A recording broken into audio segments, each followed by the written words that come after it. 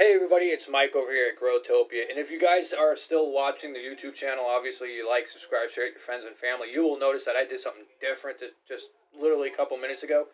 I switched the name on it from Mike's Custom Works, which was originally something I'd started back in college with a couple friends of mine working on cars on the side, and it kind of has slowly fizzled out a little bit because there's just it's not that much that's going on with it, and I've been really getting into home gardening and growing my own crops to make a sustainable future for myself and anybody else that decides to come along with the ride for me. Basically, because there's so much stuff you can grow at home, as you've seen in my videos, and also it's free. Now, yes, it costs you a little bit of money, between the watering and different stuff, but by the end of the day, one tomato plant probably has a yield of $100 worth of tomatoes on there. I know that sounds like BS, but if you look at the supermarket on how much stuff costs and it weighs, this is a way of making your money for yourself, keeping your own money, and staying away from buying stuff from supermarkets. I'm not saying buying stuff from supermarkets is bad. It's just with the way that this world is going currently, where the cost of stuff is insane. You definitely want to do a little bit of things and stuff that'll help you ease on the cost of things. And you can literally grow any place under the sun. If you live in a place where there's an HOA, I would say definitely contact the HOA.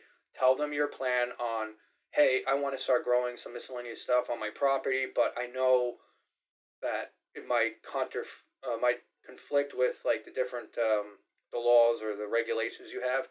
One of the biggest things you can tell your HOA, and this is very very true, I want to put a raised bed behind my house or in front of my house.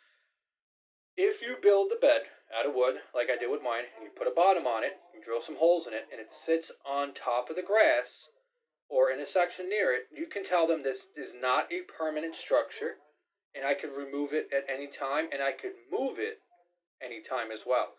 The one thing they don't want is a permanent structure, and it makes a lot of sense. The reason why is because if you decide to pick up and move, and now there's a massive hole in the ground where there's a bed and there's all these permanent structures, they have to now pay for the removal and the repair. And they're going to say no, no, no. But if you do it the way that I do it, and you keep it nice and neat and clean and organized and beautiful, and you put some sunflowers and different stuff and the borage and some marigolds on there, your neighbors are going to go, wow, that's nice. And the HOA is going to be happy with you. So anyway, so that I just wanted to get that over before I go into the next part of what this video really is about. And I hope that gives everybody a little hope that just because you live in a certain area doesn't mean that you can't do anything. If you're living in an apartment complex and you're on the top floor and you have a balcony, that's great. If you don't have a balcony or you're on the first floor, you could still they are planters that have suction cups on them, and you can actually suction cup them to the glass, so you're not drilling or screwing into anything. The only thing I would say with something like that, if you do decide to go down that road and the apartment complex isn't going to have a conniption with you and your neighbors aren't going to steal your plants, is I would only grow at that point determinate tomatoes, because they're going to grow to a determinate size. If you want to try doing indeterminate tomatoes outside that way, you're going to have to try to come up with a way to keep them from running away. And you really can't do too much structural impact on the apartment.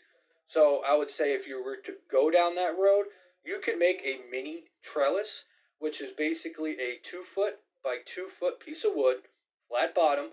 Put soil in it. You can even put like a fiber cloth mesh on the bottom, or even cheaper, you can even use like a rag, right? So you can take a rag, a cloth rag, and you can lay it on the bottom of your raised bed, right? This will allow water to slowly seep out of the bed, but it won't cause a rainfall of water down below. You put your soil on top of it, and you can grow your plants. Just remember that that soil is going to retain water a lot more than if it was just regularly able to drain out. Then you can do is take 2 pieces of wood, go up on the sides and a crossbar on top, and then hang a string and you can run it down. The only issue with doing it that way is, depending on how much room you have, you may not be able to have 8 feet up in the air. You might be able to only do 5 feet up in the air. And as you put the tomato clips on your plant, you're going to have to slowly unscrew it and drag the plant down onto where it is so it can grow. There's all different ways of doing stuff. So I'm just want to make sure that people understand that just because where you live, you might think, oh, I can't do this. I would love to do this. I would love to have this. I would love to have that. You could still do it. The only issue you're going to have is cucumbers. But cucumbers is an alternative solution for it because they like to run and crawl, and I call them the crawlers because they go all over the place. Is you could put a trellis. You have your apartment back door, and you put a trellis, right? And you can let your tomatoes crawl up the trellis and just keep an eye on them because they like to get unruly. And if you don't pay attention to your tomatoes, you don't pay attention to your cucumbers, you will end up being like a horror movie from like the 70s and 80s. You'll go out there and you'll be tied to the wall and be like, help me. So anyway, so let's actually get to really what the point of today's video is. So earlier, the last video I shot with doing the tomato harvest, I screwed up on a couple things. For starters, today is the 5th, not the 4th, and so I just wanted to clear that air. Not that it really makes a difference. Obviously, I changed the name to the channel, so it's a lot easier to find me. Growtopia 1776. Obviously, as you see, is my 1776 United States America shirt on. We, the people, want to get ourselves in a situation where we are not in a situation, but in a direction of basically having a sustainable future for ourselves and our family members. So today's video is what is growing in the nursery. So we have a lot of stuff that's growing, and we have the Bible in front of us. And basically today it's a little later than I want to. And if you notice, I have weird brown marks all over my body. I had to do some asphalting this morning. So I love it. I go to Home Depot and somebody rips a bag, and then I go to grab it, and I got completely covered in asphalt. Now I'm like trying to get into my truck, and I'm like, I know it's a work truck, but it's like I don't want the interior of my truck being stickier than it is. Anyway, so one of the things here we're looking at here, and I know you guys can't see it, but it is the planting location. So the planting location is like I've said, it's my guideline on where I'm going to be sticking all my different plants. And basically, what's going on here is I got a lot of stuff that I have to transition out into the garden because it can't stay in here. I know it wants to, but it has to go outside. And I took the cover off of everybody around Tuesday, Wednesday, I think it was. And I've been watering them, and they need to move on. Okay, they got to leave. You know, they got to fly the nest. You know, the kids can't stay home forever. So they got to fly the nest. So these are all the different locations. But all the other stuff, actually, geez, I almost forgot. Remember how I talked about things you can put on your windowsill? And I'm going to drop a link in the description below again for this item. I ended up buying more of them, and I was able to actually get them to sit on my window. And so far, knock on cardboard and plastic, they haven't fallen off the wall yet. Or window yet, I should say. So let's take a look at these guys. So these are these little plastic hangers. I got them from Amazon. I think they run for about $30. They're on sale for $24. I got 6 of them. I would say they're definitely sturdy. They look like they're cheap shit, but you know what it is? They serve a good purpose. And like I moved everything around. I got this mystery bug that's got to get out of here. But my eggplants, my basils, my celery, my tiny Tim tomatoes, my tomato experiment that hasn't started growing any roots yet, so I think it was just internet BS. The eggplant again, and I got my okra down here. You can actually see my okra is still growing some okra. It's actually starting to produce. And one of the things I wanted to show you guys, if you could see it, look at the basil. There's tiny little leaves. Tiny leaves. Tiny leaves. Got some new growth on the celery. The tiny Tims are just kind of doing their thing. They're trying to survive. And but yeah, I mean, you can see like new growth. I know I get like really overly excited, but you know why I get really excited is all those guys that you're seeing over there literally started from a seed. They started from a seed, went into a pod, sat in a nursery, got a little bigger, went outside, and now they're back inside, and they're doing great. And what I did on the bottoms of them, remember how I said I'm trying to figure out what I'm going to do? So basically what I did is I took a water bottle, and I cut the bottom off the water bottle. There's one ring above the bottom section, which is just deep enough to take one of these containers, which I don't clean out, apparently. Take one of these containers and it fits perfectly in there. And the reason for that, for the obvious, is to collect any of the water so I don't make a mess in here. Because my little gray bodyguard will tell my mother that there's water in here and bitch at her to clean it up, and I get away scot-free. So you can see how it sits on the bottom here nice. Also, what's good too is because it's a little bigger than the pot, it makes it a little bit more stable. But this is really perfect for this. And basically what I've been doing is I kind of feel the soil, and as long as I don't see any water in here, I'm good. It's a little tampered, a little dry. I don't put a lot in here. What I do is I take my watering can, just for everybody's sake, and I just literally take that much, and that's it. And I do that once a day with them, and it just gets just enough water in there where it's not too much. If I do it once a day, sometimes I'll do it every other day, and I just basically tap the soil to see how it feels on top. This is very small, so it's not going to have a lot, and you can see on the bottom, see how there's water? So here's a prime example of how this plant had enough water in it already. So basically, I'm not going to water tomorrow with it. I might water on Monday, and that's going to be it for that one for a few days. All right. And that goes for all of them, not just that one in particular. So I'm going to grab the trays right now. We're going to actually take a look at the trays, and then we're going to transition outside. So first tray we got here is we have a bunch of radishes. Look how beautiful these guys are, how tall they are. They are ready to get transplanted. They are at the point right now where they need to go outside. Now, because the temperatures are getting colder, it becomes a kind of a playing game.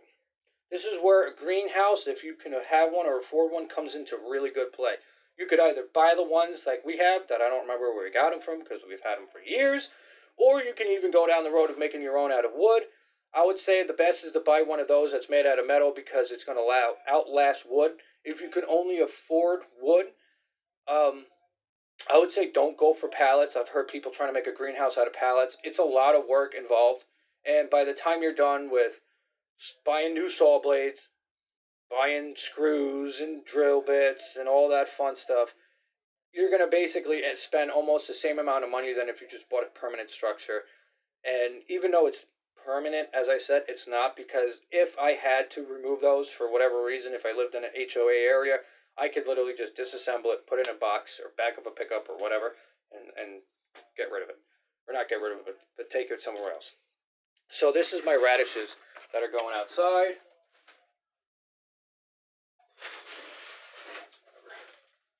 Next one we got here is our turnips.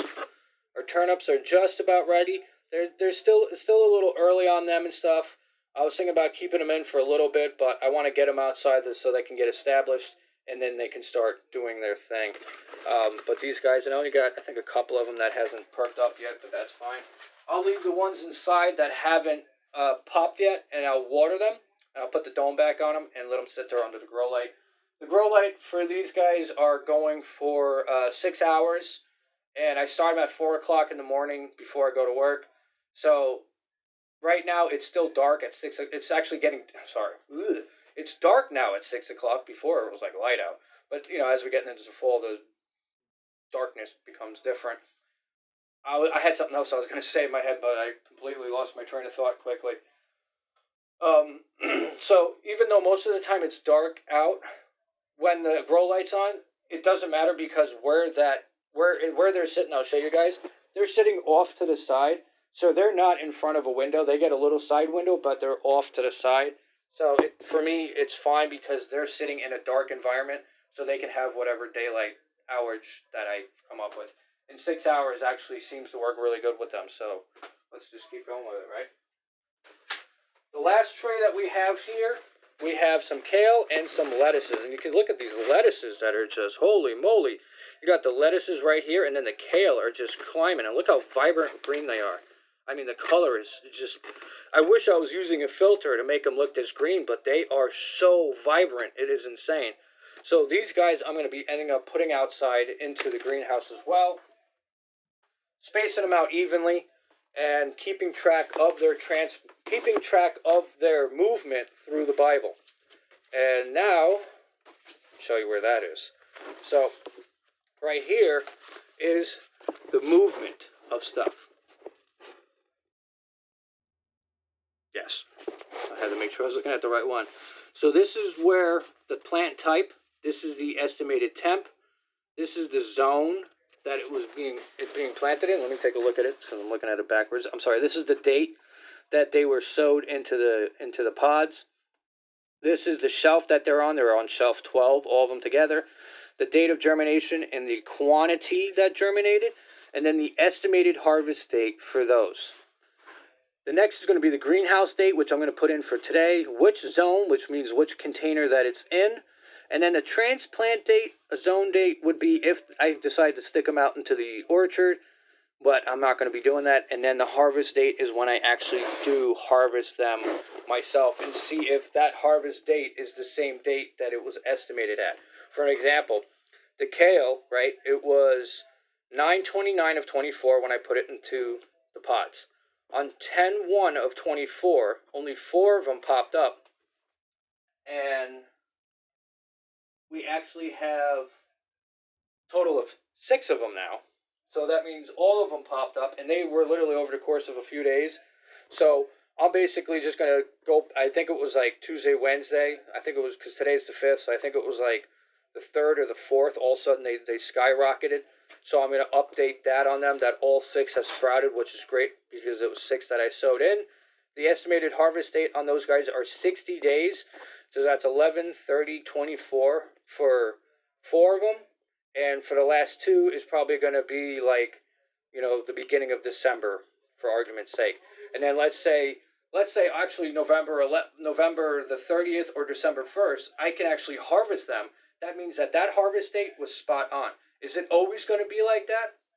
Don't know. But if you keep a record of it, and then the next time you go to plant it, you look back at your record and you go, oh, wait, I planted this, and I harvested this many days later, and poof. Now, of course, the biggest thing that's going to be a different variable with all of this, because this is not something that's set in stone, is temperature. We might have a good winter where it basically never gets down into the sub-zero temperatures, or we can have a horrible winter where, all of a sudden we have a foot of snow outside, and I'm outside with a blowtorch and a heat blanket and trying to keep my plants alive.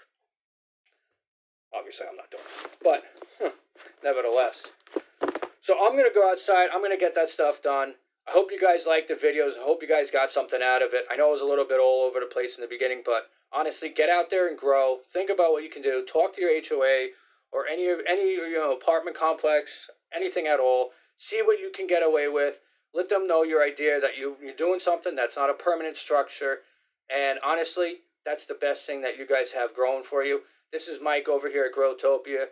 I'll see you in the next video. Like, subscribe, share it with your friends and family. Get out there and grow something. If you have any questions, please comment below. Any concerns or anything that you've done that you would love me to know so I can tell everybody else, that's awesome too, because I love getting more information from others. I learned a lot from somebody who had subscribed to my channel who mentioned to me on how to do something, and I started doing it a little differently, and I was like, oh, okay, so that worked out great. And what that was actually kind of comically, was the movement of my plants from inside to outside. They had tried where they decided to do, where they took them from their outside and they put them into their greenhouse for a week or 2 and then brought them in. And I was about to establish doing that, and the only reason why I didn't do it was because of Hurricane Helene was supposed to be bringing some very cold and damp temperatures to us. So I kind of freaked out a little bit, and I didn't want to stick stuff in the greenhouse when I was seeing temperatures almost down into the 40s for plants that can only handle the 50s. So I just went from outside straight inside, and the tropicals, they were doing good and they loved it. So I got lucky with that one. So anyway, guys, see you in the next video. This is Mike from Growtopia. Later.